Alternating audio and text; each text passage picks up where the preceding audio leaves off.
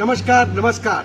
છેલ્લા ઘણા સમયથી શિક્ષણની ઘણી પ્રવૃત્તિઓ થાય છે, ઇનામ વિતરણના કાર્યક્રમ થાય છે, સ્નેહ મિલન થાય છે, પણ આજ રોજ અમે કાંકરેજી પરગણા રાવળદેવ સમાજ દ્વારા આજ પ્રથમ ઇનામ વિતરણનો કાર્યક્રમ રાખવામાં આવેલ છે. ત્યારે અમુક ઘણા લોકો આવેલા છે, દૂર દૂરથી, અમદાવાદથી, હિંમતનગરથી, પાટણથી, અને બધા જ લોકો, સમાજના આગેવાનો, રાજકીય નેતાઓ, અને આ બધા લોકો આવીને આજે દીકરા દીકરીઓને ખૂબ પ્રોત્સાહિત કરવા માટે, ઇનામ આપવા માટે, અને એ લોકો જીવનમાં આગળ આવે એના માટે બધા લોકો ઘણા બધા આવ્યા છે. ભાઈઓ બહેનોની તમે જોયું હશે કે કેટલી બધી વિશાળ સંખ્યા છે.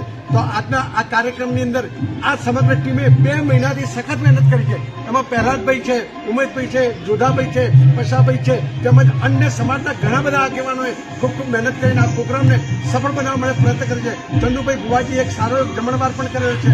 નાગીભાઈ એક ચોપડાનું એક દાન પણ કરેલું છે. તો ખરેખર આપણા સમાજના લોકોએ હવે હમણાં કેબિનેટ મંત્રી શ્રી ઋષિકેશભાઈ પટેલે કહ્યું કે એકાદ સમૂહ લગ્ન ઓછું થશે તો ચાલશે, પરંતુ એક શિક્ષણની પ્રવૃત્તિમાં આપણે બહુ પાછળ છીએ. તો શિક્ષણ માટે જાતના કાર્યક્રમો આપણે કરીએ, સમાજને આગળ લાવીએ, પ્રગતિ કરીએ, અને વિકાસ થાય એવા આપણે બધા રાવળદેવી સમાજના ભાઈઓ બહેનો ખૂબ પ્રયત્ન કરે, અને આપણા સમાજના આગેવાનો પણ આ બાબતમાં દરેક ક્ષેત્રમાં, દરેક ગામમાં, દરેક મંડળમાં આના માટે ખૂબ પ્રયત્ન કરીને આપણા સમાજને આગળ લાવવા માટે એ લોકો પણ પ્રયત્ન કરે, અને આપણે પણ લોકો દરેક ભાઈઓ બહેનોએ પણ પોતાના બાળકને લોકો શિક્ષણમાં જાગૃત કરીને આગળ લાવવા માટે ખૂબ પ્રયત્ન કરે. એ જ આભાર.